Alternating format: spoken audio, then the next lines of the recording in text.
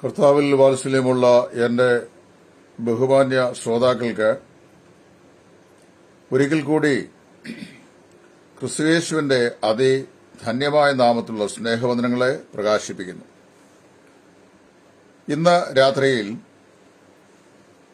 കൃപ തർക്കത്തിന് വഴിമാറുമ്പോൾ എന്നൊരു വിഷയമാണ് ഞാൻ ഇവിടെ സംസാരിപ്പാൻ ദൈവസ്ഥനിൽ ആഗ്രഹിക്കുന്നത്. കൃപ തർക്കത്തിന് വഴിമാറുക. അപ്പോസ്തലനായ പൗലോസ് വിശ്വാസത്തിൽ നിജപുത്രനായ തിമോത്തിയോസിനെ എഴുതുമ്പോൾ പല നിർദ്ദേശങ്ങളും യുവാവാകുന്ന തിമോത്തിയോസ് നൽകുന്നുണ്ട്. അതിലൊരു നിർദ്ദേശമാണ് ബുദ്ധിയില്ലാത്ത മൗഢ്യതർക്കം ശണ്ട ജനിപ്പിക്കുന്നു എന്നറിഞ്ഞ് അതിൽ നിന്ന് ഒഴിഞ്ഞിരിക്കുക എന്നുള്ളത്. ബുദ്ധിയില്ലാത്ത മൗഢ്യതർക്കം പലപ്പോഴും പല വിഷയങ്ങളിൽ, രാഷ്ട്രീയ വിഷയങ്ങളിലായാലും സാമൂഹിക വിഷയങ്ങളിലായാലും വേദശാസ്ത്രപരമായ വിഷയങ്ങളിലായാലും ധാരാളം വേദികൾ നമ്മളൊക്കെ വാദപ്രതിവാദങ്ങൾക്ക്, തർക്കങ്ങൾക്ക് അവസരമുണ്ടാക്കി ഉപയോഗിക്കുന്ന ആളുകളാണ്. വാദങ്ങൾക്കും തർക്കങ്ങൾക്കും വേണ്ടി മാത്രം ജനിച്ച് ജീവിക്കുന്ന ആളുകളുണ്ട്. വാദങ്ങളെയും തർക്കങ്ങളെയും ആശയാവിഷ്കാരത്തിന് വേണ്ടി വിനിയോഗം ചെയ്യുന്ന ആളുകളുണ്ട്. വാദങ്ങളും തർക്കങ്ങളും ഒരു പ്രൊഫഷനാക്കി സ്വീകരിച്ച ആൾക്കാരുണ്ട്. വാദങ്ങളും തർക്കങ്ങളും ഒരു ഉപദേശ വിഷയം, അത് കുറെ കൂടെ ദൃഢമാക്കപ്പെടുവാനും അത് ആളുകൾക്ക് പ്രയോജനപ്പെടുക എന്നുള്ള ലക്ഷ്യത്തോടുകൂടിയും ഉപയോഗിക്കുന്ന ആളുകൾ വിരളമായിട്ടുണ്ട്. പൗലോസ് തിമോത്തിയോസിനോട് ഈ ലേഖനം എഴുതുമ്പോൾ ഇങ്ങനെ പറയുകയായിരുന്നു: ബുദ്ധിയില്ലാത്ത മൗഢ്യതർക്കം ശണ്ട ജനിപ്പിക്കുന്നു എന്നറിഞ്ഞ് നീ എന്ത് ചെയ്യണം? ഇങ്ങനെയുള്ള ഈ ശണ്ടകളിൽ നിന്ന് ഒഴിഞ്ഞ് നിന്നെ തന്നെ സൂക്ഷിക്കണം. വിശുദ്ധ വേദപുസ്തകത്തില് നമുക്ക് വളരെ വ്യക്തതയോടെ ഇങ്ങനെയാണ് എന്ന് പറയാതെ, എന്നാൽ അങ്ങനെയാണ് എന്ന് നമുക്ക് മനസ്സിലാക്കാൻ കഴിയുന്ന പല ഉപദേശ സത്യങ്ങൾ മറിഞ്ഞുകിടപ്പുണ്ട്. പ്രത്യേകിച്ച് പുതിയ നിയമത്തോട് ബന്ധത്തിലുള്ള ഉപദേശങ്ങൾ ദൈവത്തിന്റെ പരിശുദ്ധാത്മാവ് വെളിപ്പാടുകളായി നൽകുമ്പോൾ പ്രോഗ്രസീവായ ആ വെളിപ്പാടിൽ ദൈവം നൽകിപ്പോന്ന ആ വെളിപ്പാടുകൾ അംശാംശമായി അതിന്റെ പൂർണ്ണതയെ പ്രാപിച്ചുകൊള്ളുന്ന നാളുകളിൽ നിന്നുപോകുമെന്നും നിലയ്ക്കുമെന്നും ഒക്കെ പറഞ്ഞിട്ടുള്ള ചില ഉപദേശ വിഷയങ്ങൾ, പ്രത്യേകിച്ച് കൃപാവരങ്ങളെ കുറിച്ചൊക്കെയുള്ള വിഷയങ്ങളുണ്ട്. അത് വാസ്തവത്തില് ഞാൻ ഈ വിഷയം കൈകാര്യം ചെയ്യുന്ന സമയത്തൊക്കെ പലപ്പോഴും ഞാൻ ഈ വിഷയത്തെ സംബന്ധിച്ച് ദൈവവചനത്തിൽ നൽകപ്പെട്ടിരിക്കുന്ന വിശദീകരണങ്ങളുടെ പശ്ചാത്തലം വ്യക്തമായി മനസ്സിലാക്കിയാണ് ആ വിഷയങ്ങളെക്കുറിച്ച് ചർച്ച ചെയ്യാനാണ് ശ്രമിച്ചിട്ടുള്ളത്. എന്നാൽ എന്റെ ചർച്ചയിൽ ഒരിക്കലും ഞാൻ ചർച്ച ചെയ്യുന്ന വിഷയത്തിൽ ഞാൻ മാത്രം ജയിച്ചിരിക്കണം, എന്റെ മറുഭാഗത്ത് നിൽക്കുന്ന ആള് മനഃപൂർവ്വമായി തോറ്റുപോകണം എന്നുള്ള ചിന്തയൊന്നും എന്റെ ചർച്ചയിൽ ഞാൻ വയ്ക്കാറില്ല. വേദപുസ്തകത്തിലെ വാക്യത്തിന് കൂടുതൽ കോൺസെൻട്രേഷൻ കൊടുക്കുന്നു. ഏത് പശ്ചാത്തലത്തിൽ അപ്പോസ്തലൻ അത് എഴുതിയിരിക്കുന്നു എന്ന് കാണുന്നു. ആ കോണ്ടെക്സ്റ്റിനെ ആ വേദഭാഗം കൊണ്ട് അനലൈസ് ചെയ്ത ശേഷം ആക്ഷരികമായി ആ വേദഭാഗത്തിന് നമ്മോട് എന്താണ് പ്രഖ്യാപിക്കാനുള്ളത് എന്ന് നോക്കി അതിനെ വ്യാഖ്യാനിക്കുന്നു. ഞാനൊരു പരമാർത്ഥങ്ങൾ പറയാം. ഞാൻ ഒരിക്കലും ഏതെങ്കിലും ഒരു പ്രത്യേക സഭയുടെ ബയാസിലോ ഒരു പ്രസ്ഥാനത്തിന് വേണ്ടിയോ ഒരു ഓർഗനൈസേഷന് വേണ്ടിയോ വേദപുസ്തകം വായിക്കുകയോ പഠിക്കുകയോ ഒന്നും ചെയ്യുന്നയാളല്ല. അങ്ങനെയായിരുന്നെങ്കിൽ കഴിഞ്ഞ ചില ആഴ്ചകൾക്ക് മുമ്പ് സ്ത്രീ സ്വാതന്ത്ര്യം സഭയിൽ എന്ന് പറഞ്ഞ് ഞാനൊരു വിഷയം പറഞ്ഞു. ഇവിടെ ഒരുപാട് ആൾക്കാർക്ക് അതിനെക്കുറിച്ച് എതിർപ്പുണ്ട്. അത് അവരുടെ കാഴ്ചപ്പാട് അങ്ങനെയാണ്. ഞാൻ അതേക്കുറിച്ച് പറയാനല്ലേ ഈ സമയം എടുക്കുന്നത്. ഒരു ഉദാഹരണം പറയുകയാണ്. ഞാൻ സ്ത്രീ സ്വാതന്ത്ര്യത്തെ സംബന്ധിച്ച് 1 കൊരിന്ത്യർ 11 അധ്യായത്തിൽ നിന്ന് വായിച്ച് പഠിച്ച് മനസ്സിലാക്കിയ എന്റെ തിരിച്ചറിവാണ് ഞാൻ അന്ന് ആ സൂമിൽ പ്രസന്റ് ചെയ്തത്. ഒരുപാട് ന്യായങ്ങളൊക്കെ പ്രേക്ഷകരായ ആളുകൾ ചോദിച്ചു. അതിനെനിക്കറിയാവുന്ന ഉത്തരങ്ങളൊക്കെ ഞാൻ പറഞ്ഞു. ഇപ്പോഴും ചിലത് പഠിക്കാൻ പ്രത്യേക ഇൻട്രസ്റ്റോടെ പഠിച്ചുകൊണ്ടിരിക്കുന്നു പറയുന്നു. ചിലത് പഠിച്ചിട്ട് മനസ്സിലായിട്ടില്ല എന്ന് പറയുന്നു. ചിലത് ഞങ്ങൾക്ക് പഠിക്കേണ്ട ആവശ്യമില്ല, ഞങ്ങള് പഠിച്ചിരിക്കുന്നത് ഇങ്ങനെയാണ് എന്ന് പറയുന്നു. It's okay. എല്ലാവർക്കും അവരോരോ സ്വാതന്ത്ര്യമുണ്ടല്ലോ. ഞാൻ മനസ്സിലാക്കുന്നത് ഞാൻ പറഞ്ഞു. ഒരുപക്ഷെങ്കിൽ ഞാൻ മനസ്സിലാക്കുന്നത്, ഞാൻ പറഞ്ഞത്, ഞാൻ നിൽക്കുന്ന സഭ ഇന്നയോളം മുറുകെ പിടിക്കുന്ന അല്ലെങ്കിൽ ചിന്തിക്കുന്ന രീതികളിൽ നിന്ന് അല്പം വ്യത്യസ്തമായിരിക്കാം, അല്ലെന്ന് ഞാൻ പറയുന്നില്ല. ഒരു സഭ ഒരു ഉപദേശ വിഷയത്തെ സംബന്ധിച്ച് അല്ലെങ്കിൽ അതിന്റെ പ്രായോഗികത സംബന്ധിച്ച് ഇങ്ങനെയാണ് ചിന്തിക്കുന്നത്, അതുകൊണ്ട് എല്ലാവരും അങ്ങനെ തന്നെ അവസാനത്തോളം ചിന്തിച്ചോളണം എന്നൊന്നും ആർക്കും പറയാൻ ഒക്കുകയില്ല. മറിച്ച് ഓരോരുത്തർക്കും ആ വിഷയങ്ങൾ പഠിക്കാനുള്ള വ്യക്തിഗതമായിരിക്കുന്ന സ്വാതന്ത്ര്യമുണ്ട്. ആ സ്വാതന്ത്ര്യം വെച്ച് നമ്മൾ ദൈവത്തിന് പഠിക്കുമ്പോൾ ആ വചനത്തിന്മേൽ നമുക്ക് കിട്ടുന്ന വ്യക്തത, അതാണ് നമ്മൾ മുറുകെ പറ്റുകയോ നമ്മൾ മറ്റുള്ളവരെ പഠിപ്പിക്കുകയോ ചെയ്യുന്നത്. അത് പ്രത്യേകം ഓർക്കണം. അങ്ങനെ വരുമ്പോൾ കൃപാവരങ്ങളെ സംബന്ധിച്ചും രോഗശാന്തിയെ സംബന്ധിച്ചും അതുപോലെ പ്രവചനത്തെ സംബന്ധിച്ചും മറ്റ് നിരവധി വിഷയങ്ങളെ സംബന്ധിച്ചും വേദപുസ്തകത്തിനകത്ത് പരിശുദ്ധാത്മാവ് നൽകിയിട്ടുള്ള ഉപദേശ സത്യങ്ങളുണ്ട്. ഈ സത്യങ്ങളെയൊക്കെ വെളിപ്പെടുത്തിയിരിക്കുന്ന വേദഭാഗത്തെ അതിന്റെ പശ്ചാത്തലത്തിൽ ആക്ഷരികമായി വ്യാഖ്യാനിച്ചാണ് മനസ്സിലാക്കുന്നത്. അങ്ങനെ വ്യാഖ്യാനിക്കുമ്പോൾ വ്യാഖ്യാനവശത്ത് വിവിധ അഭിപ്രായങ്ങളുണ്ടാവാം. ഉദാഹരണം പറയുക, അന്യഭാഷ എന്ന് പറയുന്ന ഇന്ന് ദൈവസഭയ്ക്ക് ആവശ്യമില്ല എന്ന് ഞാൻ വ്യാഖ്യാനിച്ച് മനസ്സിലാക്കുന്ന കാര്യം ഞാൻ പറയുന്നു. കരിസ്മാറ്റികൾ അത് ആവശ്യമുണ്ട് എന്ന് വാദിക്കുന്നു. പ്രവചനം അതിന്റെ പർപ്പസ് കഴിഞ്ഞു. ഇന്ന് പുതുതായി ഒരു പ്രവചനവും ദൈവം നൽകുന്നില്ല. ഒരു പുതിയ പ്രവചനത്തിന്റെ ആവശ്യമില്ല. പ്രവചനത്താൽ നൽകപ്പെട്ടിരിക്കുന്ന ദൈവവചനം നമ്മൾ ഗ്രഹിച്ചാൽ മതി എന്ന് ഞാൻ മനസ്സിലാക്കുന്നു. മറ്റൊരു കൂട്ടം ആളുകൾ കരിസ്മാറ്റികൾ അല്ല, പ്രവചനം ഇന്നുണ്ട് എന്ന് പഠിപ്പിക്കുന്നു. അത്ഭുത രോഗശാന്തി അത് ദൈവത്തിന് ഇന്നും സൗഖ്യമാക്കുവാൻ, ദൈവത്തിന് സൗഖ്യമാക്കാൻ കഴിയുമെന്ന് ആര് പറഞ്ഞു? ഞാൻ തന്നെ എന്റെ എത്രയോ അനുഭവ സാക്ഷികൾ പറഞ്ഞിട്ടുണ്ട്. ദൈവത്തിന് ഇന്നും നാളെയും കർത്താവ് വരാൻ താമസിച്ചാൽ എന്നും സൗഖ്യമാക്കുവാൻ കഴിയും. എന്നാൽ നമ്മളിവിടെ പറയുന്നതിന് വ്യക്തത ചോദിച്ചാൽ, അങ്ങനെ ചില ആളുകളെ അപ്പോസ്തലന്മാർ അവരുടെ മേൽ കൈവച്ചപ്പോൾ, അപ്പോസ്തലന്മാർ ചില ഭൂതങ്ങളെ ശാസിച്ചപ്പോൾ, അപ്പോസ്തലന്മാർ ചില രോഗികളോട് സൗഖ്യമാകാൻ പറഞ്ഞു കഴിഞ്ഞപ്പോൾ, അപ്പോസ്തലന്മാരുടെ ചുമലിലും മറ്റുമുണ്ടായിരുന്ന റൂമാൽ കൊണ്ടുവന്ന് ചില ആളുകളുടെ രോഗികളുടെ മേലിട്ടപ്പോൾ തൽക്ഷണം അവർക്ക് സൗഖ്യം ലഭിച്ച പോലെ ചില വ്യക്തികളിൽ അധിഷ്ഠിതമായിട്ടുള്ള കൃപാവരങ്ങൾ എന്ന നിലയിൽ രോഗശാന്തി ഇന്നില്ലെന്ന് മാത്രമേ നമ്മൾ പറയാറുള്ളൂ.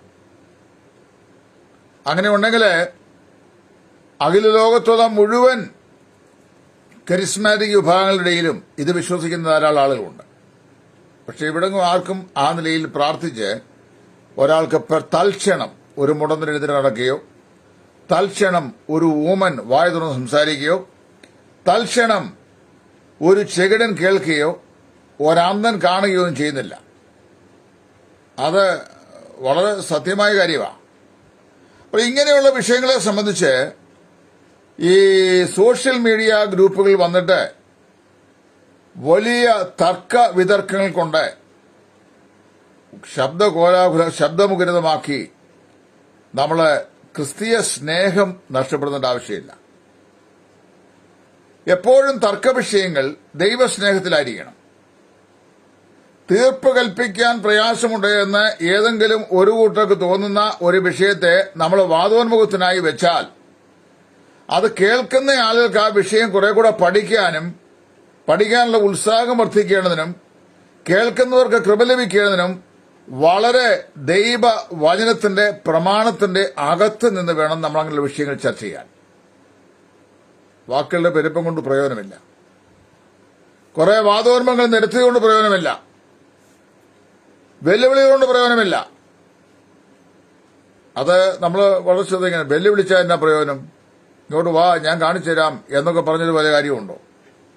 ഞാൻ ഇന്നും പറഞ്ഞിട്ടുണ്ട്, ദൈവവചനത്തിലെ കൃപാവരങ്ങൾ സംബന്ധമായ ഉപദേശ വിഷയങ്ങളിൽ കൊരിന്ത്യർക്ക് എഴുതിയ 12-ാം അധ്യായം, 13-ാം അധ്യായം, 14-ാം അധ്യായങ്ങളിൽ ഈ പറയപ്പെട്ടിരിക്കുന്ന വചനഭാഗത്തെ വളരെ വ്യക്തതയോടുകൂടെ വിശകലനം ചെയ്യാൻ കർത്താവിന്റെ കൃപയാൽ എനിക്കിടയായിട്ടുണ്ട്. ഞാൻ വിശ്വസിക്കുന്ന ഞാൻ നിരവധി പ്രാവശ്യം പറഞ്ഞിട്ടുണ്ട്, ഇനി ആവർത്തിച്ച് പറയേണ്ട കാര്യമില്ല. അതുകൊണ്ട് ഞാൻ ആ കാര്യം വസ്തുനിഷ്ഠമായി വിശ്വസിക്കുന്നു. ഞാനത് ആ നിലയിൽ ഗ്രഹിക്കുന്നു. ഞാൻ ഗ്രഹിച്ചതുപോലെ ഞാൻ മറ്റുള്ള ആളുകളെ അത് പഠിപ്പിക്കുന്നു. ഞാൻ മനസ്സിലാക്കുന്ന കാര്യങ്ങളെ ഞാൻ മനസ്സിലാക്കുന്ന പോലെ മനസ്സിലാക്കാത്ത ആളുകൾക്ക് ഞാൻ പറയുന്ന വിപരീത ഉപദേശമായി തോന്നും.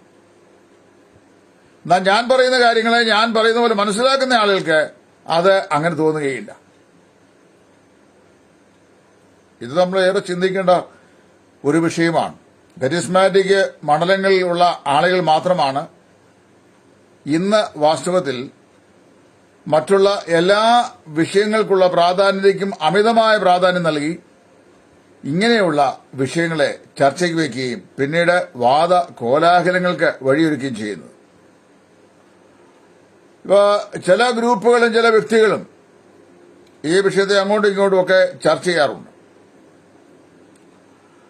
അതുപോലെ രക്ഷയുടെ ഭദ്രത, ദൈവവചനം രക്ഷിക്കപ്പെട്ടവരുടെ രക്ഷഭദ്രമാണെന്ന് പറയുന്നു.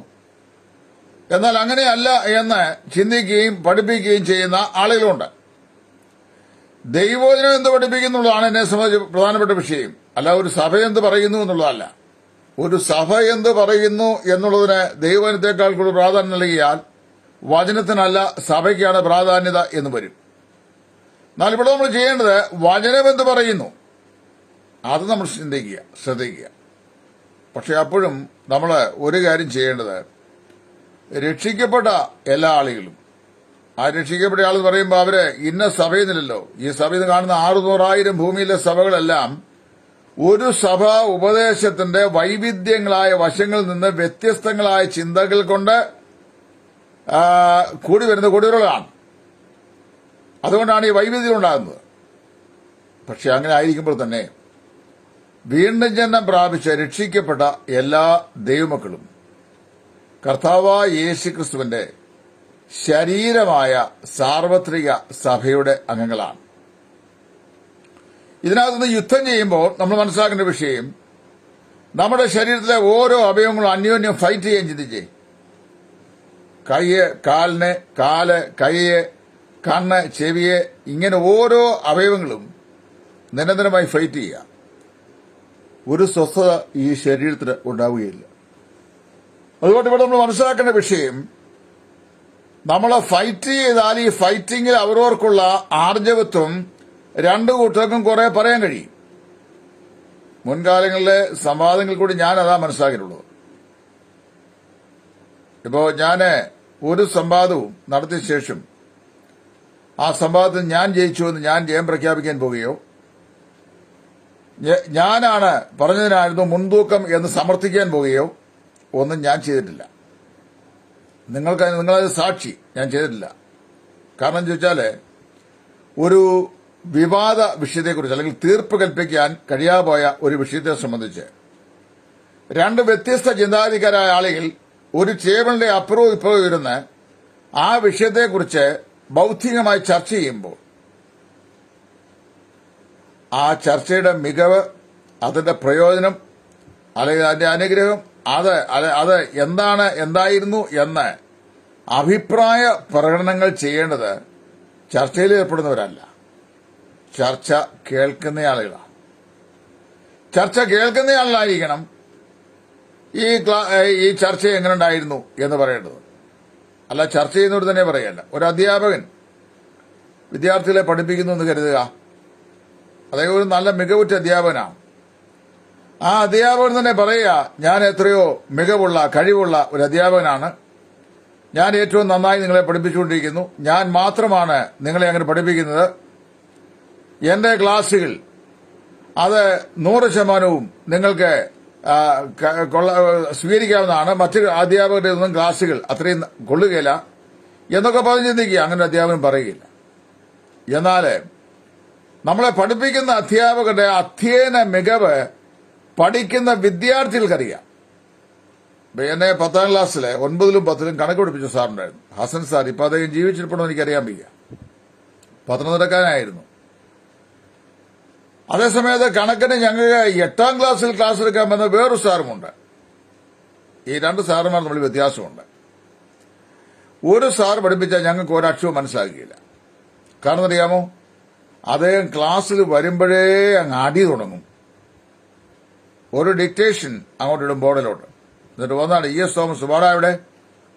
ഞാൻ പോലെ വിറച്ചാ ചെല്ലുന്നത്. ചെയ്യേ. ഞാൻ കണക്കിന്റെ സ്റ്റെപ്പ് എഴുതാനായിട്ട് ശ്രമിക്കും, ചോക്കും കൈ പിടിച്ചോണ്ട്. പക്ഷെ എനിക്കറിയാൻ വയ്യ. എനിക്കറിയാൻ മനസ്സിലാകാത്തൊരു കാര്യം ഞാൻ എങ്ങനെയാണ് പഠിക്കുന്നത്.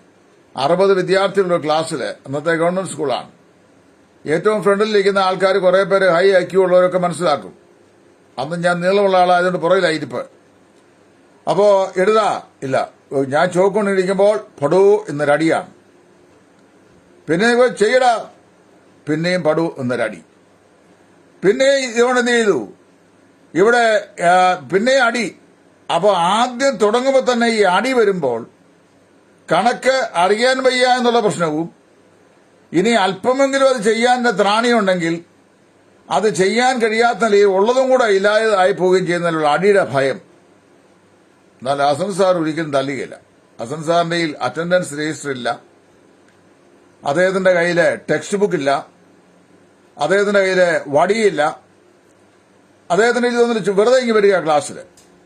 അദ്ദേഹത്തിന്റെ ക്ലാസ്സിലെ ഏറ്റവും മരമണ്ടനും പാസ് മാർക്ക് കിട്ടും. കാരണം അറിയാമോ, അദ്ദേഹത്തിന് നന്നായിട്ട് കണക്കിന്റെ ബേസിക് പഠിപ്പിക്കാൻ അറിയാം. കണക്കിന്റെ ബേസിക് പഠിപ്പിക്കാൻ അദ്ദേഹത്തിന് അറിയാം. ബേസിക് ഇല്ലാതെ അല്ലെങ്കിൽ അടിസ്ഥാനമില്ലാതെ ഒരു കണക്ക് കൃത്യമായി നമുക്ക് പഠിക്കാനോ ചെയ്യാനോ കഴിയില്ല. എങ്ങനെയാന്ന് ചോദിച്ചാല്, ഇംഗ്ലീഷ് ഗ്രാമർ നന്നായി പഠിക്കാൻ നല്ലൊരു മാർഗമാണ് ഗ്രീക്കിന്റെ ഗ്രാമർ പഠിക്കുന്നത്. ഗ്രീക്കിന്റെ ഗ്രാമർ പഠിച്ചാൽ ഇംഗ്ലീഷിന്റെ ഗ്രാമർ ഈസി ആയിട്ട് മനസ്സിലാകും. അത് പ്രയോഗിക്കാനും നമുക്ക് പഠിക്കും. അങ്ങനത്തെ സൗകര്യം ഉണ്ടാവും. എന്ന് പറഞ്ഞ പോലെ ഇത് പരസ്പരം അന്ത്യത്തോളം ചർച്ച ചെയ്തിട്ടും എവിടെയും എത്താത്ത ചില ഉപദേശ വിഷയങ്ങളുണ്ട്. ആ ഉപദേശ വിഷയങ്ങളിൽ അവരവര് വിശ്വസിക്കുന്നത് അവരവര് വിശ്വസിക്കട്ടെ എന്നാൽ കണക്കാക്കിയാൽ മതി. ഞാൻ പറയുന്നത് തന്നെ നീ വിശ്വസിച്ചോണം, ഇല്ലെങ്കിൽ ഭൂമുഖത്ത് തന്നെ ജീവിക്കാൻ അനുവദിക്കുകയില്ല എന്ന് രണ്ടു കൂട്ടരും ചിന്തിച്ചാൽ അത് രണ്ടും എക്സ്ട്രീമിറ്റിയാണ്.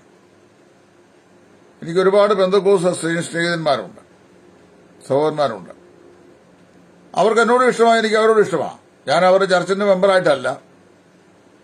പിന്നെ അവര് ഒരുപാട് എന്നെ മറ്റെന്തെങ്കിലും ഞാനുമായിട്ടുള്ള ബന്ധങ്ങൾ കൊണ്ടല്ല, അവരെന്നെ സ്നേഹിക്കുകയും ബഹുമാനിക്കുകയും ചെയ്യുന്നു. എന്താ കാരണം അറിയാവോ, ഞാൻ കഴിഞ്ഞ കാലങ്ങളിലൊക്കെ എനിക്ക് പറയാനുള്ളതെല്ലാം കൃത്യമായി പറഞ്ഞിട്ടുണ്ട്. പക്ഷെ എനിക്ക് പറയാനുള്ളതൊക്കെ പറയുമ്പോൾ തന്നെ പറയാനുള്ളതൊക്കെ പറയുമ്പോൾ തന്നെ പറയുന്നതിന് ഒരു രീതിയുണ്ട്.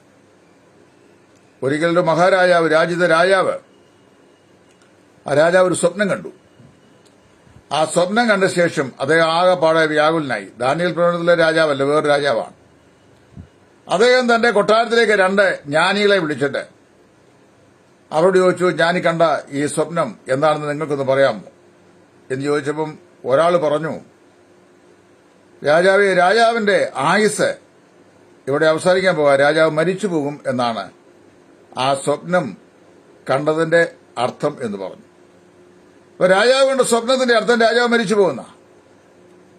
രാജാവ് തന്റെ സേനാനായകനോട് പറഞ്ഞു, വാളെടുത്ത് അവനെ വെട്ടാൻ പറഞ്ഞു. അവനെ വെട്ടി, അവന്റെ തല പോയി. രണ്ടാമനെ വിളിച്ചു, ഞാൻ കണ്ട ഈ സ്വപ്നത്തിന്റെ അർത്ഥം എന്താണെന്ന് പറയാമോ എന്ന് ചോദിച്ചു. അവൻ പറഞ്ഞു, രാജാവിന്റെ മകന് രാജയോഗം ആരംഭിച്ച സമയമാണ്. രാജാവിന്റെ മകന് രാജയോഗം ആരംഭിച്ച സമയമാണ്. അവനും പറഞ്ഞത് തന്നെയാ. എന്ന് പറഞ്ഞാൽ രാജാവിന്റെ മകന് രാജയോഗം ഉണ്ടാകും, രാജാവ് നാട് നീങ്ങണ്ടേ, എന്നാലേ ഇവർ രാജാവായിരിക്കാൻ പറ്റുള്ളൂ. But the way that he presented the dream, അവൻ ഒന്നാമൻ പറഞ്ഞ അതേ കാര്യം തന്നെയാണ് രണ്ടാമനും പറഞ്ഞത്. പക്ഷേ അത് വ്യത്യസ്തമായ നിലയിലായിരുന്നു. നമുക്ക് ആശയ വൈപരീത്യമുള്ള ഏത് ആളുകളുമായിട്ട് സംസാരിക്കാം. പക്ഷേ ആളുകളോട് സംസാരിക്കുമ്പോൾ പ്രതിപക്ഷ ബഹുമാനത്തോട് സംസാരിക്കാൻ കഴിയണം. ഞാൻ വിശ്വസിക്കാത്തൊരു കാര്യം, വിശ്വസിക്കുന്ന ഒരാളോട് ഞാൻ സംസാരിക്കുമ്പോൾ അദ്ദേഹം അത് വിശ്വസിക്കുന്നതുകൊണ്ട് ഞാൻ വിശ്വസിക്കുന്ന നിലയിലല്ല വിശ്വസിക്കുന്നത് എന്നുള്ളത് കൊണ്ടും അദ്ദേഹത്തെ ഒരു വലിയ ശത്രുവായി നാം കണ്ടാൽ നമ്മുടെ ചർച്ചയുടെ ലക്ഷ്യം ശരിയല്ല. അതിനെ മനസ്സിലാക്കേണ്ട ഈ ഹെൽത്തി ഡിബേറ്റ് എന്ന് മനസ്സിലാക്കാൻ നമ്മുടെ ഈ യൂട്യൂബിനകത്ത് ഇംഗ്ലീഷുകാരുടെ പല നല്ല ഡിബേറ്റുകളും കിടപ്പുണ്ട്. ആ ഡിബേറ്റുകൾ പല ഡിസിപ്ലിനിലാണ്. ഇപ്പൊ സോള സ്ക്രിപ്ചറ, സോള ഗ്രേഷ്യ, പിന്നെ സോള പിസ്റ്റിയോ, ഇങ്ങനെയുള്ള പല വിഷയങ്ങളുണ്ട്. അവര് എങ്ങനെയാണ് അത് ചർച്ച ചെയ്യുന്നത്, എതിരാളികളോട് ഏത് നിലയിലാണ് ഏർപ്പെടുന്നത് എന്നുള്ളത് നമ്മൾ ശരിയായി വീക്ഷണം ചെയ്താൽ മതി. നമുക്കുള്ള പ്രശ്നം എന്താണെന്ന് ചോദിച്ചു കഴിഞ്ഞാൽ, നമുക്ക് എല്ലാ ആളുകൾക്കും നമ്മുടെ സഭയുടെ സ്പിരിറ്റാണ് വചനത്തെക്കാൾ മുമ്പിൽ നിൽക്കുന്നത്.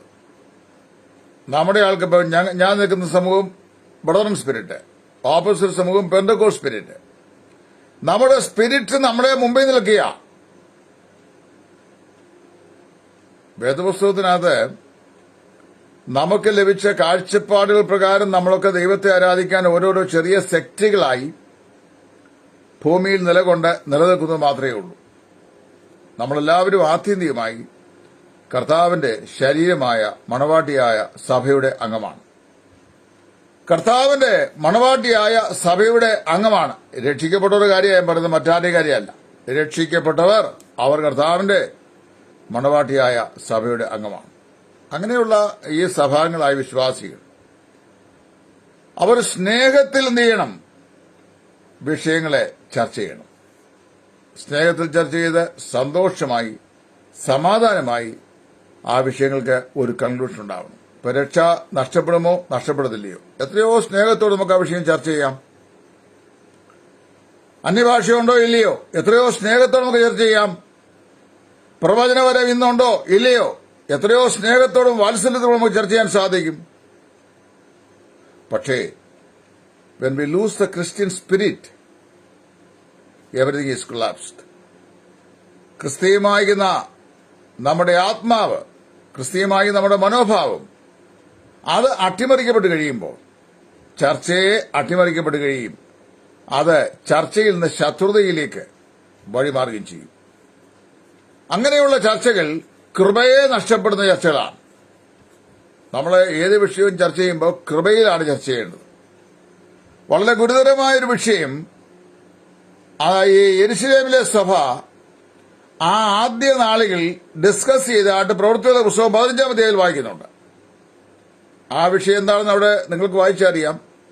ജാതികളിൽ നിന്ന് കൃപയാൽ രക്ഷിക്കപ്പെട്ട് യേശുക്രിസ്തു മുഖാന്തരം കൃപയാൽ രക്ഷിക്കപ്പെട്ട് മുമ്പോട്ട് വരുന്ന ആളുകൾ ക്രിസ്ത്യാനികളായി തീരേണ്ടതിന് അവരെന്ത് ചെയ്യണം? ആദ്യമേ യഹൂദന്മാരായി തീരുകയും പിന്നീട് ക്രിസ്ത്യാനികളായി മാറ്റപ്പെടുകയും ചെയ്യണം എന്നൊരു നൂതനമായി പഠിപ്പിക്കണം.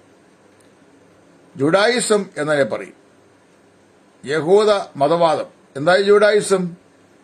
A gentile in order to become a Christian, first he should become a Jew and then he becomes a Christian.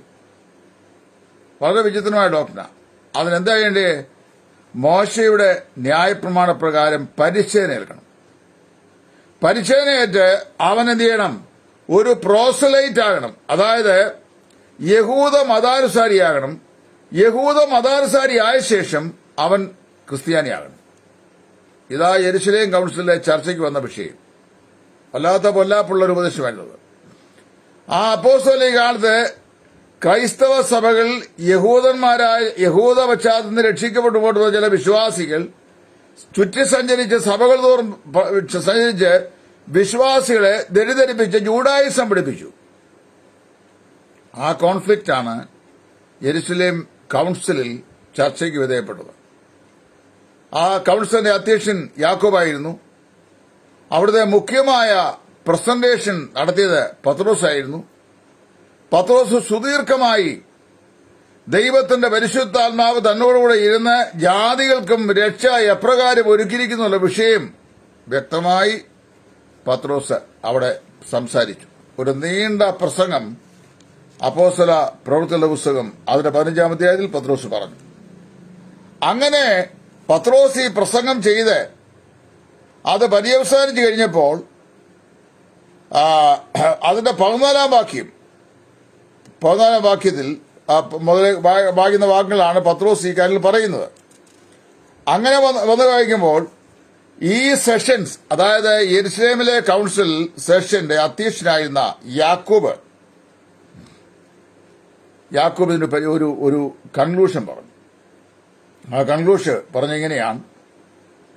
അതിന്റെ 9 മുതൽ വാക്യം നോക്കുകയും, ആകയാൽ നമ്മുടെ പിതാക്കന്മാർക്കും നമുക്കും ചുമപ്പാൻ കഴിഞ്ഞിട്ടില്ലാത്ത നുകം ശിഷ്യന്മാരുടെ കഴുത്തിൽ വെക്കുവാൻ നിങ്ങളിപ്പോൾ ദൈവത്തെ പരീക്ഷിക്കുന്നത് എന്ത്?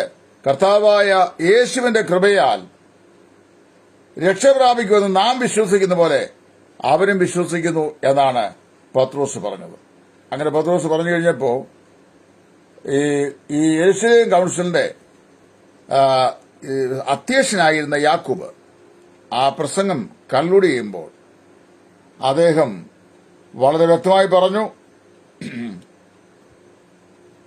പറഞ്ഞിങ്ങനെയാണ്: ദൈവം തന്റെ പുത്രനും നമ്മുടെ രക്ഷിതാവുമായ യേശുക്രിസ്തു മുഖാന്തരം ജാതികൾ രക്ഷ പ്രാപിക്കേണ്ടതിന് ചെയ്ത പ്രവൃത്തി സംബന്ധിച്ച് ശിമോൻ താനും നമ്മോട് വിവരിച്ചുവല്ലോ എന്നാ വായിക്കുന്നത്. ശിമോൻ എന്ത് ചെയ്തു? നമ്മോട് ആ കാര്യത്തെക്കുറിച്ച് വിവരിച്ചല്ലോ. ഒന്നും കൂട്ടിച്ചേർത്തില്ല, ഒന്നും കുറച്ചുമില്ല. എന്നാൽ യഹൂദന്മാരായ ആളുകളെ പ്രസാദിപ്പിക്കുവാൻ ഒരു നിയമം മാത്രം വെച്ചു. അതായത് ഇനിമേൽ ജാതികളിൽ നിന്ന് രക്ഷിക്കപ്പെട്ട് മുമ്പോട്ട് വരുന്ന ആളുകൾ വിഗ്രഹാർപ്പിതം, രക്തം, ശ്വാസം മുട്ടിച്ചേർത്തത്, പരസംഗം ഇവ ഒഴിഞ്ഞിരിക്കണം എന്ന് മാത്രം അവരെ ഉദ്ബോധിപ്പിച്ചു. ഈ കാര്യങ്ങൾ യഹൂദന്മാർക്ക് പണ്ടേ നിഷിദ്ധമാണ്. അതായത് രക്തം, ശ്വാസം മുട്ടിച്ചേർത്തത്, പരസംഗം, പിന്നെ ഇതെല്ലാം അന്നേ അവർക്ക് നിഷിദ്ധമാണ്. അതൊന്നും ചെയ്യാൻ പാടില്ലാത്ത പാസിഫൈ ചെയ്ത് ഒരു തീരുമാനമുണ്ടാക്കി ചില സഹോദരന്മാരെ തെരഞ്ഞെടുത്ത് സഭകൾ തോറും പറഞ്ഞു, ജാതികളിൽ നിന്ന് രക്ഷിക്കപ്പെട്ടു വരുന്നവർക്ക് നമുക്കോ നമ്മുടെ പിതാക്കന്മാർക്കോ ചുമക്കാൻ കഴിയാത്ത അമിതമായ ഭാരമൊന്നും ഇനി അവരുടെ മുതുകത്ത് വെച്ച് കെട്ടരുതെന്ന് വളരെ ശാന്തമായി ഈ വലിയ വിവാദ വിഷയം യെരുശലേമിലെ കൌൺസിലിൽ പരിഹരിക്കപ്പെടുകയും ചർച്ച ചെയ്യപ്പെടുകയും ചെയ്തു. നമ്മുടെ ഒക്കെ ഇടയിൽ ഉയർന്നു വരുന്ന ആശയ വിരുദ്ധതകളെ ദൈവസ്നേഹത്തിലും ദൈവകൃപയിലും ചർച്ച ചെയ്ത് അതിന് ഒരു നല്ല പര്യവസാനം ഉണ്ടാകത്തക്ക അന്തരീക്ഷം നമ്മൾ ഉണ്ടാക്കി വേണം ഏത് കാര്യവും ചർച്ച ചെയ്യാൻ. വ്യക്തിവൈരാഗ്യം, സഭാ സ്പിരിറ്റ്, അതുപോലെ പിന്നെ പക, ഇങ്ങനെയുള്ള ഹൂങ്ക്, ഇതൊന്നും ആരുടെയും ഭാഗത്തുനിന്ന് ഒരു വിഷയം ചർച്ച ചെയ്യുമ്പോൾ ഉണ്ടാകുവാൻ പാടില്ല. അങ്ങനെ ഉണ്ടായാൽ അത്തരം ചർച്ചകൾ ഒരു ഫ്രസ്ട്രേഷനായിരിക്കും. മാത്രമല്ല, ഈ അങ്ങനെയുള്ള ചർച്ചകൾ കേവലം കൃപ നഷ്ടപ്പെടുത്തി തർക്കത്തിലേക്ക് നമ്മെ വലിച്ചിടിക്കും. ഇത് മനസ്സിലാക്കിയ പൗലോസ് തിമോഥെയോസ് പറഞ്ഞു, ബുദ്ധിയില്ലാത്ത മൗഢ്യതർക്കം ഷണ്ട ജനിപ്പിക്കുന്നു എന്നറിഞ്ഞ് അവയെ ഒഴിഞ്ഞിരിക്കുക. കേവലം വഴക്കിനും ഷണ്ടയ്ക്കും മാത്രം മുഖാന്തരമായി തീരുന്ന ഏത് തർക്കസംഗതികളെയും ഒഴിഞ്ഞിരിക്കേണ്ടത് വിശ്വാസികൾക്ക് അനിവാര്യമാണ്.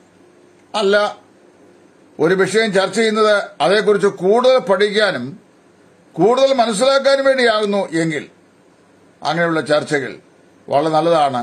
പക്ഷേ അതിന്റെ പിറകിലെ ചേതോവികാരം, പ്രേരകശക്തി കർത്താവിന്റെ കൃപയായിരിക്കണം എന്നാണ് ഞാൻ മനസ്സിലാക്കുന്നത്. ഇതിനു മുമ്പ് ഞാൻ ആശയപരമായി പല ആളുകളോടും ഞാൻ ഏറ്റുമുട്ടുകയും സംസാരിക്കുകയും ചെയ്തിട്ടുണ്ട്. വളരെ ശക്തമായി തന്നെ ഇടപെട്ടിട്ടുണ്ട്.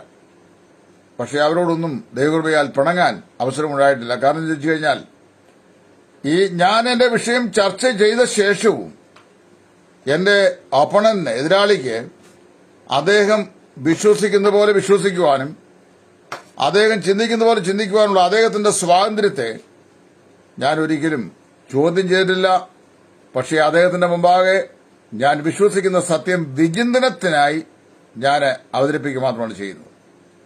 ഒരു പുതിയ മെത്തേഡ്, ഒരു ആപ്ലിക്കേഷൻ, ഒരു പാസേജിന് അത് എത്രയും ക്രിയാത്മകമായി പ്രയോജനപ്പെടുത്താൻ കഴിയുമെന്ന് വെച്ച് കഴിഞ്ഞാൽ അത് പറയുമ്പോൾ അങ്ങനെ ഒരു സ്റ്റഡി ഇതിനെ ഭൂഷണമാണോ അത് സ്വീകാര്യമാണോ എന്ന് ചിന്തിക്കാനെങ്കിലും എതിർ പാർട്ടികൾക്ക് മനസ്സിലാകണം. അതാണ് പൂർണ്ണമായത് വരുമ്പോൾ അംശമായത് നീങ്ങിപ്പോകും എന്ന് ഞാൻ ഒരു വേള പറഞ്ഞതിന് ഞാൻ ഗ്രീക്കിലെ 2 പദപ്രയോഗങ്ങൾ പറഞ്ഞു. Gnosis, epignosis. Partial knowledge which leads to completion, full knowledge, the progression of revelation and its culmination. ഇത് ഞാൻ പറഞ്ഞു. അതൊരു നല്ല ബ്രാഞ്ച് ഓഫ് തോട്ടാണ് എന്ന് എതിരാളി പറഞ്ഞുവെങ്കിലും എതിരാളി ഉദ്ദേശിച്ചത് ഓപ്പോസിറ്റ് പാർട്ടി നടത്തലല്ല, ശത്രു നടത്തലല്ല. എന്നാൽ ആ തോട്ട് പാറ്റേൺ അല്പമെങ്കിലും അത് യുക്തിസഹജമാണോ എന്ന് ചിന്തിക്കാൻ നാളിതുവരെയും ഈ കൂട്ടർ തയ്യാറായിട്ടില്ല. എനിക്ക് ഒറ്റ പെന്തക്കോസ്തുകാർ സഹോദരന്മാരുടെ ഒരു വിരോധവും എനിക്കില്ല. കാര്യം ഞാനിതിനാ വിരോധിക്കുന്നത് ദൈവം രക്ഷിച്ച വീണ്ടും ജന്മം പ്രാപിച്ച വിശ്വാസികളായ സഹോദരന്മാരെ ദ്വേഷിക്കാൻ വേദപുസ്തകത്തിൽ നമുക്ക് വാക്കിയില്ല. പക്ഷേ ഒരു പക്ഷേ ഞാൻ പറയാം, ദൈവവചനത്തെ ദൈവവചനം കൊണ്ട് തന്നെയാണ് വ്യാഖ്യാനിക്കുകയും പഠിക്കുകയും അപഗ്രഥിക്കുകയും ചെയ്യേണ്ടത്. അതിന് വിപരീതമായി നമ്മുടെ മാനുഷികമായിരിക്കുന്ന ആലോചനകൾ എമർജ് ചെയ്യാൻ ശ്രമിച്ചാൽ, ഇപ്പൊ ഞാൻ ഒന്ന് രണ്ട് ചോദ്യങ്ങളൊക്കെ ചോദിച്ചിരുന്നു. അത് ചിലർക്കൊക്കെ ഇഷ്ടപ്പെട്ടില്ല. ഞാൻ ചോദിച്ച ഈ ഋഗമന ഉടമന രീഗസ്യ എന്ന് പറയുന്ന ഒരു സമൂഹത്തെ മുഴുവൻ ഞാൻ അപമാനിക്കാൻ പറഞ്ഞു എന്നാണ് പറഞ്ഞത്. ഞാൻ അങ്ങനെയാണോ പറഞ്ഞേ? ഞാൻ പറഞ്ഞ അങ്ങനെയല്ല. 1 കൊരിന്ത്യർ 12-14 അധ്യായങ്ങളിൽ പറയപ്പെട്ടിരിക്കുന്ന ഭാഷ എന്ന് പറയുന്ന ഇങ്ങനത്താണോ? ഇതെന്താണ് എന്നാണ് ചോദിച്ചത്. എന്താണെന്ന് ചോദിച്ചു കഴിഞ്ഞപ്പോൾ തങ്ങൾ സംസാരിക്കുന്ന ഭാഷ ഇത് തന്നെയാണ് വേദപുസ്തകം വിഭാവന ചെയ്യുന്ന അന്യഭാഷ എന്ന് അത് ഞങ്ങൾക്ക് പറഞ്ഞ് മനസ്സിലാക്കി തരേണ്ട ആളുകൾ പെട്ടെന്ന് വയലന്റ് ആകുക, ഒരു സമൂഹത്തെ മുഴുവൻ കൂടെ ആക്ഷേപിക്കുന്നു, അപമാനിക്കുന്നു. ഞാനൊരു സമൂഹത്തെ ഒരിക്കലും അപമാനിച്ചിട്ടില്ല. എന്റെ 1090 വീഡിയോ കിടപ്പുണ്ട് യൂട്യൂബിനകത്ത്. 1 2 അല്ല, 1090 എബവ് കിടപ്പുണ്ട്. അതിനകത്ത് ഈ മണ്ഡലങ്ങളിലെ ഒരുപാട് വിഷയങ്ങൾ കിടപ്പുണ്ട്. ഞാൻ ആരെയും അപലപിക്കുന്ന ഇതാളല്ല. ഞാൻ ചോദിച്ച ഒറ്റ ചോദ്യം, ഇന്ന് പറഞ്ഞു കേൾക്കുന്ന ഈ സംഗതികൾ അത് തന്നെയാണോ വേദപുസ്തകത്തിലെ ഉൽപ്പത്തി പ്രവൃത്തികളുടെ പുസ്തകത്തിൽ അന്ന് പറയപ്പെട്ടതായും കൊരിന്ത്യലേഖനത്തിൽ പൗലോസ് സൂചിപ്പിച്ചതുമായിട്ടുള്ള ഭാഷ എങ്കിൽ ഞങ്ങൾക്കത് പൊരുൾ തിരിച്ചതാ, ഞങ്ങൾ മനസ്സിലാക്കട്ടെ എന്നാ പറഞ്ഞു. അല്ല, എന്നെ ആക്ഷേപിക്കുകയല്ല. പക്ഷെ ആരും പൊരുൾ തിരിച്ചെന്ന് മാത്രമല്ല, അപ്പൊ പറഞ്ഞറിയാവോ, അത് ദൈവത്തോട് മർമ്മങ്ങൾ സംസാരിക്കുന്നതാണ്. ദൈവത്തോട് മർമ്മങ്ങൾ. ഇന്ന് ഒരു സഹോദരൻ പറഞ്ഞേക്കുന്നത് ഭാര്യയും ഭർത്താവും ചെവി പറയുന്ന കാര്യങ്ങൾ അമ്മായിയമ്മ കേൾക്കേണ്ട ആവശ്യമുണ്ടോ? ഒരു നല്ല ദൃഷ്ടാന്തമാണ്. ഭാര്യയും ഭർത്താവും ചെവിയിൽ പറയുന്ന കാര്യങ്ങൾ അമ്മായിയമ്മ കേൾക്കേണ്ട ആവശ്യം എന്ന് പറഞ്ഞാൽ, ഈ അന്യഭാഷയിൽ പറയുന്നത് കർത്താവ് മണവാളൻ, പിന്നെ സഭ മണവാട്ടി. അപ്പം മണവാട്ടിയായിരിക്കുന്ന സഭ മണവാളനായ കർത്താവിനോട് ചെവിയിൽ പറയുന്ന ഓതുന്ന മർമ്മമാണ്. ഒരു ഭാര്യയും ഭർത്താവും തമ്മിൽ സംസാരിക്കുന്ന ബോഡി ലാംഗ്വേജ് ആണോ കർത്താവായ യേശു സഭയുമായിട്ടുള്ള ടോക്സ് ആണോ? അവിടെ ഏതെങ്കിലും അങ്ങനെയുള്ള മാനസിക വികാരങ്ങളോ ചിന്തകളോ ഉണ്ടോ കർത്താവായ യേശു ക്രിസ്തുവും സഭയുമായിട്ടുള്ള സംസാരത്തിൽ? എന്റെ അഭിപ്രായത്തില് ലൈംഗിക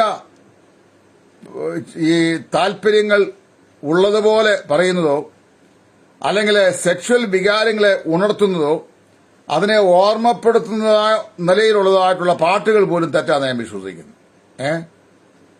അങ്ങനെയൊക്കെ ചില പാട്ട് എനിക്ക് അതിന്റെ സ്റ്റാൻസ് ഒന്നും ഇല്ല അറിയാം. കുറുകി കുറുകി കുറുകിയിരിക്കും കുറുപ്രാവേ നിൻ ഇണവരാറായി എന്ന കുറുകിന്നാണെന്നോ എനിക്കറിയാൻ ഇനി അതിന്റെ വാക്ക് തന്നെ എനിക്ക് സംശയമുണ്ട്. ഞാൻ കേട്ടുള്ള ദൂരെ നിന്ന് കുറുകി കുറുകി കുറുകിയിരിക്കും കുറുപ്രാവേ നിൻ ഇണവരാർ. ഇതൊക്കെ ഒരു ലൈംഗിക താല്പര്യം, ഒരു വൈകാരികമായിരിക്കുന്ന അനുരാഗം ഒക്കെ ചിന്ത തരുന്ന പാട്ടുകളാണ്. കർത്താവിന് സഭയോടുള്ളത് നിർവ്യാജമായ സ്നേഹമാണോ അനുരാഗമാണോ? 2 കമിതാക്കൾ തമ്മിലുള്ള സ്നേഹം അനുരാഗമാണ്. ഇപ്പൊ യേശു ക്രിസ്തു സഭയുള്ള സ്നേഹവും സഭയ്ക്ക് കർത്താവിനുള്ള സ്നേഹവും അനുരാഗമാണ്. എന്നിട്ട് കർത്താവിനോട് സംസാരിക്കാൻ മണവാളനായ കർത്താവിനോട് രഹസ്യമായി ചെവി സംസാരിക്കുന്നത് ഏതാണെന്നറിയാവും? ഈ ഒരു വാക്യമുണ്ട് 1 കൊരിന്ത്യർ 14 ആരും തിരിച്ചറിയുന്നത് വളരെ സീക്രട്ടായിട്ട് സംസാരിക്കുന്നു. സീക്രട്ടായിട്ട് യേശുവിനോട് സംസാരിക്കുന്ന ഇതാണ്. ഞാൻ തന്നെ ഒരിക്കൽ ഞങ്ങളുടെ ഒരു സഹോദരൻ സംസാരിച്ചപ്പോൾ ഞാൻ പറഞ്ഞു, ദൂതായിപ്പഴം അദ്ദേഹം സംസാരിച്ച വിഷയമാണ്.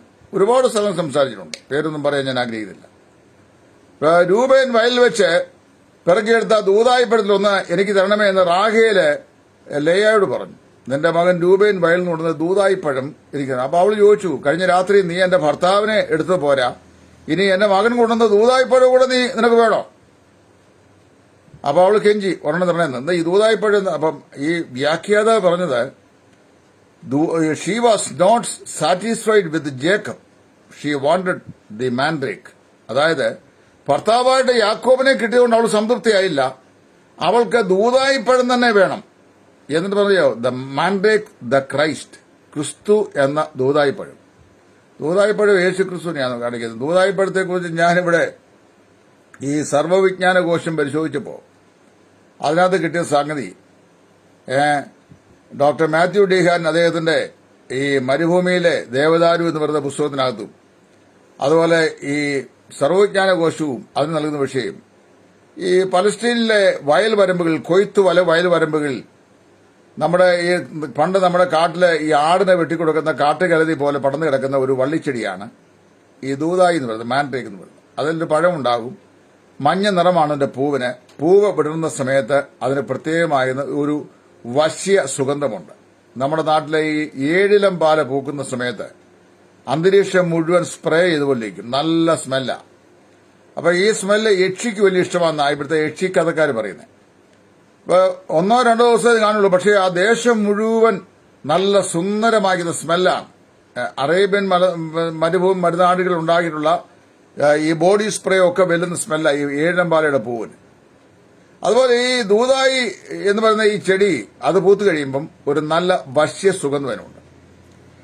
ഇതിന്റെ പഴത്തെക്കുറിച്ച് ഒരു വിശ്വാസമുണ്ടായിരുന്നു യഹൂദ നാട്ടിൽ. അതെന്ന് ചോദിച്ചു കഴിഞ്ഞാല് 2 പ്രത്യേകതകളായി പഴത്തിനുള്ളത്. ഒന്ന് ഞാൻ വായിച്ച് മനസ്സിലാക്കിയ ഈ സർവ്വവിജ്ഞാന കോശത്തിലാണ് കേട്ടോ, അല്ല ഞാൻ എന്റെ സ്വന്തം പറയല്ല, അതുകൊണ്ട് തെറ്റിദ്ധരിക്കരുത്. അവിടെ അതിനകത്തിരിക്കുന്നത് ഒന്ന്, ഈ വളരെ ഇതോടെ എന്താ പറയുന്നത്, ഈ ശാരീരിക ബന്ധത്തില് വളരെ പെട്ടെന്ന് ഇജാക്കുലേഷൻ ഉണ്ടാക്കുവാൻ പ്രചോദനം ശരീരത്തിന് നൽകുന്ന ഒരു മെഡിസിനൽ വാല്യൂ ഇതിനുണ്ടെന്ന് ആളുകൾ വിശ്വസിച്ചു. തന്നിമിത്തം ദൂതായിപ്പഴം കഴിച്ചു കഴിഞ്ഞാൽ പ്രൊഫ്യൂസ് ഇജാക്കുലേഷൻ ഉണ്ടാകും. അങ്ങനെ വരുമ്പോൾ ഈ ബീജങ്ങളുടെ എണ്ണം കുറവുള്ള ആളുകൾക്ക് ഒരു പക്ഷെങ്കിൽ ഈ കൺസീവ് ആകുന്നതിനുള്ള തടസ്സം ഈ അവരുടെ സെമനിലുള്ള ഈ ബീജങ്ങളുടെ എണ്ണത്തിന്റെ കുറവാണെങ്കിൽ ഈ പ്രൊഫ്യൂസ് ഇജാക്കുലേഷന് സഹായിക്കുന്ന ദൂതായി കഴിച്ചു കഴിഞ്ഞാൽ ഇജാക്കുലേഷൻ പ്രോപ്പറായിട്ട് നടക്കുകയും സ്ത്രീ ഗർഭിണിയാകുകയും ചെയ്യും. റാഹേലുള്ള മച്ചിയായിരുന്നു, അവർക്ക് കുഞ്ഞിനെ വേണം. അതാണ് വിഷയം. എന്നെ പറഞ്ഞു, നിന്റെ മകൻ രൂപയും കൊണ്ടുവന്നൊരു മാൻഡ്രേക്ക് എനിക്ക് തരുമോ എന്ന് ചോദിച്ചത്. അല്ലാതെ ഈ മാൻഡ്രേക്കിനകത്ത് യേശു ക്രിസ്തു ഒന്നുമില്ല. അത് തന്നെയല്ല, ഈ മാൻഡ്രേക്ക് എടുത്ത് ഈ തിന്നു കഴിഞ്ഞാൽ ഉടനെ ഈ റാഹേലും പിന്നെ ഈ യാക്കോബും തമ്മിലുള്ള ശാരീരിക ബന്ധത്തിന്റെ വൈകാരികമായിരിക്കുന്ന അനുരാഗമാണോ ഈ ക്രിസ്തുവിനെ നമ്മൾ ഭക്ഷിച്ചാൽ നമുക്കുണ്ടാകുന്നേ? എന്ത് മണ്ടത്തിനും പിടിച്ച ഉപദേശങ്ങളായതൊക്കെ. പക്ഷെ അത് കേട്ട് കഴിയുമ്പോൾ കേട്ടിരിക്കുന്ന ആളുകൾ ഞാൻ കണ്ടു, ചില ആളുകൾ കേട്ടിരുന്ന് കഴിയുമ്പോൾ ഇന്ന് വരെ ലോക ചരിത്രത്തിൽ ഒരു മനുഷ്യനും കേട്ടില്ലാത്ത ക്രിസ്തു തത്വശാസ്ത്രം അത്ര അഗാധ തലങ്ങളിലേക്ക് ആഴ്ന്നിറങ്ങിപ്പോകുന്ന തത്വശാസ്ത്രമായിട്ടാണ് ആളുകൾ വിശേഷിപ്പിച്ചത്. ആരെങ്കിലും എന്തെങ്കിലും ഒരു പുതുമ പറഞ്ഞു കഴിഞ്ഞാൽ അത് വലിയ സംഗതിയാണെന്ന് നമ്മളത് മനസ്സിലാക്കുക. ഇപ്പൊ ദൂതായിപ്പഴം ഇവിടെ കിടക്കുന്നു, കർത്താവായ യേശു ഇവിടെ കിടക്കുന്നു. ദൂതായിപ്പഴം തിന്നേച്ച് കഴിച്ചു കഴിഞ്ഞാൽ ഈ ഒരു നാച്ചുറൽ വയാഗ്രയാണ്. അപ്പൊ അത് മുഖാന്തരമായി അവർക്ക് എന്തുണ്ടാകുന്നു? പ്രൊഫ്യൂസ് ഇജാക്കുലേഷൻ ഉണ്ടാകുകയും റാഹേൽ ഗർഭിണിയാകുകയും ചെയ്യുന്ന അവൾ പ്രതീക്ഷിച്ചു. അതിന് ഭർത്താവിന് കൊടുക്കാൻ വേണ്ടിയില്ല, അവർക്ക് തിന്നാൻ വേണ്ടിയല്ല. ഇതാ ഈ മാൻഡ്രേക്ക് തരാമെന്ന് ചോദിച്ചു. അതെവിടെ കിടക്കുന്നു? നമ്മുടെ വ്യാഖ്യാതാവ് പറഞ്ഞ മാൻഡ്രേക്ക് ഇവിടെ കിടക്കുന്നു. ഈ ഇദ്ദേഹം പറഞ്ഞത് she was not satisfied with Jacob sleeping with her the night past, but she wanted the mandrake. ക്രിസ്തുവിനെ തന്നെ വേണം. കർത്താവ് സ്വപ്നത്തിൽ പോലും അങ്ങനെ ചിന്തിച്ചിട്ടില്ല. കർത്താവ് പോലും ചിന്തിക്കാത്ത വമ്പൻ ചിന്തകൾ നമ്മൾ പറഞ്ഞിട്ട് അസാമാന്യമായിരുന്നു എന്ന് പറഞ്ഞ ഒരു കയ്യടി അതിന്റെ ആവശ്യമുണ്ട്. അപ്പൊ അതുപോലെ ഇവിടെ ഞാൻ പറഞ്ഞത് കർത്താവിനോട് മണവാട്ടിയായ സഭ സംസാരിക്കാൻ ആരും തിരിച്ചറിയാത്തൊരു ഭാഷ. അങ്ങനെ ഇന്നൊരു സഹോദരൻ എഴുതിയിരിക്കുന്നത്. അത് കഴിഞ്ഞ് കർത്താവിനോട് സംസാരിക്കുക. അദ്ദേഹം തന്നെ എഴുതിയിട്ടുണ്ട്, നിങ്ങൾ വായിച്ചാൽ മതി. ഇന്നത്തെ കമന്റ് എഴുതി, അതായത് ഭാര്യയും ഭർത്താവും കൂടെ ചെവിയിൽ സ്വകാര്യം പറയുന്ന അമ്മായിയമ്മ കേൾക്കണം, അത് മനസ്സിലാക്കണം എന്ന് ശടിക്കുന്ന ശാഠ്യം പോലെയാണ് ഈ അന്യഭാഷാ ഭാഷണം വ്യാഖ്യാനിച്ച് കേട്ടേ മതിയാവൂ എന്ന് പറയും. അങ്ങനെയാണോ അന്യഭാഷയെക്കുറിച്ച് ഒന്ന് പറഞ്ഞാൽ സംസാരിക്കുന്നവൻ വ്യാഖ്യാനം ഇല്ലെങ്കിൽ let him keep silent in the assembly എന്നാ പറയുന്നത്. അതായത് വ്യാഖ്യാനം ഇല്ലെങ്കിൽ അവൻ മിണ്ടിപ്പോകരുന്ന. ഞാനാണ് തർജ്ജമ ചെയ്തെങ്കിൽ ഞാൻ എഴുതും. വ്യാഖ്യാനം ഇല്ലെങ്കിൽ അവൻ മിണ്ടാതെ മൗനമായിരിക്കട്ടെന്ന് അന്നത്തെ കാലത്ത് ഇവര് നന്നായിട്ട് എഴുതി വെച്ചു. ഞാനത് തർജ്ജമ ചെയ്യുമ്പോൾ വ്യാഖ്യാനം ഇല്ലെങ്കിൽ മിണ്ടിപ്പോകരുന്ന് എഴുതുന്നത്. അങ്ങനെ അതിന്റെ അർത്ഥം, അതിന്റെ ഒറിജിനൽ റൂട്ട് ലാംഗ്വേജിന്റെ അർത്ഥം അതാണ്. If there is no interpreter present in the congregation where the gifted man is communicating in tongue, let him keep silent. വളരെ എംഫറ്റിക് ആ സ്റ്റേറ്റ്മെന്റ്. അവൻ എന്ത് ചെയ്യട്ടെ? മിണ്ടാതിരിക്കട്ടെ. അല്ല കർത്താവിനോട് സ്വകാര്യം പറയാനല്ല പറഞ്ഞേക്കുന്നത്. അല്ലെങ്കിൽ അന്യഭാഷയോട് കർത്താവിനോട് സ്വകാര്യം പറയണത് അങ്ങനെ വല്ലതൊന്നുണ്ടോ? മണിയറയിൽ പ്രിയനോട് ഉള്ള വാസം, പിന്നെ കുറുകിയിരിക്കുകയും കുറുപ്രാവ്, സഭ ഇങ്ങനെ കുറുകി നമ്മുടെ തട്ടുമ്പടുത്തേക്കുന്ന പ്രാവ് ഹ്രൂ എന്നിങ്ങനെ പറയുന്ന പോലെ സഭ ഇങ്ങനെ കർത്താവിന് വേണ്ടി ഹ്രൂ എന്ന് പറഞ്ഞ് കുറുകിയിരിക്കുകയാണോ കർത്താവ് വരുമ്പോൾ? അങ്ങനെയാണോ ഇരിക്കുന്നത്? സുബോധമുള്ളവരും വിവേകമുള്ളവരും പരിജ്ഞാനമുള്ളവരും ദൈവകൃപയുള്ളവരും ജ്ഞാനമുള്ളവരുമായി പാപത്തിൽ നിന്ന് ഒഴിഞ്ഞ് വിശുദ്ധിയിൽ കർത്താവിന്റെ വരവിനായി തങ്ങളെ തന്നെ ഒരുക്കി അവന്റെ ആഗമനത്തിങ്കിൽ നാം അവനോട് എടുക്കപ്പെടുകയും തേജസ്കരിക്കുകയും ചെയ്യാൻ കാത്തിരിക്കുന്നവരാവശ്യത്തിന് കുറുകിയിരിക്കുകയാണ്. ഇങ്ങനെയുള്ള കുറെ പാട്ടുകൾ നമ്മുടെ ആളുകൾക്ക് കിട്ടിയിട്ടുണ്ട്. ഇപ്പൊ ഈ കഴിഞ്ഞ ദിവസം നമ്മുടെ ഒരു സഹോദരൻ ബഹൾ നിലയിട്ടു, എന്റെ പുരയ്ക്കകത്ത് വരുവാൻ നീ യോഗ്യനെല്ലാം മറ്റു പാട്ട് ആരോപിച്ചിട്ടുണ്ട്. അതിപ്പോ വലിയ വേവ്സ് കിട്ടിയിട്ടുള്ള പാട്ടാണ്. എന്റെ പുരയ്ക്കകത്ത് വരുവാൻ നീ യോഗ്യനെന്ന് പറഞ്ഞ ആരാ പറഞ്ഞേ? ശതാധിപനാ പറഞ്ഞേ. എന്റെ പുരയ്ക്കകത്ത് വരുവാൻ നീ യോഗ്യത കൊണ്ട് വാക്ക് പാത്രം കൽപ്പിച്ചാൽ മതി. കാര്യം അവൻ ഭാവിയ. രക്ഷിക്കപ്പെട്ട നമ്മുടെ പുരയ്ക്കകത്ത് വരാൻ യേശു യോഗ്യനാണോ? ഇല്ലെങ്കിൽ ഭക്ഷണമേശയുടെ മുകളിൽ ഭിത്തിയെ വെച്ചിരുന്ന ക്രിസ്തു ഈ വീടിന്റെ നായകനുള്ള പിന്നെ ഇതെടുത്ത് കളയണം, ആ സ്റ്റിക്കർ എടുത്ത് കളയണം. രക്ഷിക്കപ്പെട്ട ദൈവവേദന്റെ ഹൃദയത്തിൽ കർത്താവ് വസിക്കുന്നു, അവന്റെ ഭവനത്തിലും കർത്താവ് വസിക്കുന്നു. അപ്പോൾ എന്റെ പുരയ്ക്കകത്ത് വരുവാൻ ഞാൻ യോഗ്യൻ അല്ല, ഒരു വാക്ക് കൽപ്പിച്ചാൽ മാത്രം മതി. എന്നിട്ട് പാടി അങ്ങനെ വളരെ സന്തോഷിക്കുകയാണ്. അത് ശതാധിപൻ പറഞ്ഞ കാര്യമാണ്. ഗുരുവിനെ ബന്ധപ്പെടുത്തണ്ട. എന്റെ പുരയ്ക്കകത്ത് വരുവാൻ ഞാൻ യോഗ്യനല്ല, അവൻ വരാൻ. ഭാവിയായ മനുഷ്യൻ ശരിയാണ്. ഞാൻ പറഞ്ഞു വരുന്നതിന്റെ രത്നച്ചുരുക്കം, ആശയവിരുദ്ധതകളുള്ള പല വിഷയങ്ങളും കാണാം. അതിനെ നമ്മൾ ദൈവസ്നേഹത്തിൽ ഉൾക്കൊള്ളുകയും ദൈവസ്നേഹത്തെ ചർച്ച ചെയ്യും. ചർച്ചയുടെ ആത്യന്തിക ലക്ഷ്യം വസ്തുതകൾ കുറെ കൂടെ വെളിച്ചമാക്കി മനസ്സിലാക്കുകയും ചെയ്യുക എന്നുള്ളതാണ്, അല്ലാതെ ശത്രുത ഉണ്ടാക്കുക എന്നുള്ളതല്ല. അന്യോന്യം പോർ വിളിച്ചും പോരാടിയും വെല്ലുവിളിച്ചും തർക്കിച്ചും പിന്നെ ശത്രുത പുലർത്തിയും കൊടിയ ശത്രുതയിലേക്ക് നീങ്ങിയും ഒരു വിഷയം ചർച്ച ചെയ്തിട്ട് എന്ത് പ്രയോജനം ഉണ്ടാവും? കൃപ നഷ്ടപ്പെടാതെ നമുക്ക് നമ്മെ തന്നെ സൂക്ഷിപ്പാൻ ദൈവം സഹായിക്കട്ടെ. ബുദ്ധിയില്ലാത്ത ബൗദ്ധ്യതർക്കം ശണ്ട ജനിപ്പിക്കുന്നു എന്നറിഞ്ഞ് അവയെ ഒഴിഞ്ഞിരിക്കുക എന്ന അപ്പോസ്തലനായ പൗലോസ് പറഞ്ഞ വാക്യം മനസ്സിലാക്കി വാദങ്ങൾ, തർക്കങ്ങൾ, ചിന്തകൾ, മനനങ്ങൾ ഒക്കെ നല്ലതാണ്. പക്ഷെ അതെല്ലാം ആശയാവിഷ്കാരത്തിന് വേണ്ടി ആയിരിക്കണം, ശത്രുതയ്ക്ക് വേണ്ടി ആകരുത്. ദൈവം നമ്മെ പരിജ്ഞാനമുള്ളവരായി ജീവിപ്പാൻ സഹായിക്കട്ടെ എന്ന് പ്രാർത്ഥിച്ചുകൊണ്ട് തൽക്കാലം നിർത്തുന്നു. യേശുക്രിസ്തുവിന്റെ മുഖത്തരമായ ശുശ്രൂഷയിൽ സുവിശേഷയിൽ ടൈറ്റസ് ഫ്രം ഇടയാറുണ്ട്. Thank U.